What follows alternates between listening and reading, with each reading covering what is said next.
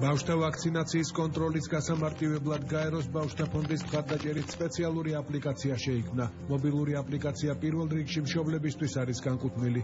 დაავადებათა კონტროლისა და ეროვნული ცენტრის ინფორმაციით ამ ეტაპზე ის დანერგვის პროცესშია.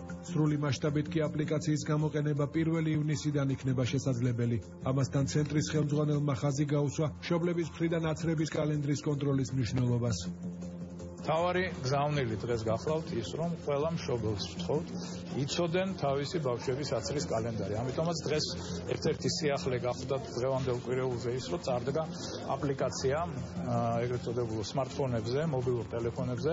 აპლიკაციის საშუალებით მშობელს შეიძლება მიიღოს მეტი ინფორმაცია პროფილაქტიკური აცრების ეროვნული კალენდრის, ვაქცინების, ვაქცინაციის უკუჩვენებების, გაფრთხილებების, ადმინისტრირების მეთოდის და ვაქცინაციით მართვადი დაავადებების შესახებ. აპლიკაციის ერთ-ერთი ფუნქცია ასევე იქნება ჩასატარებელი აცრების შეხსენება.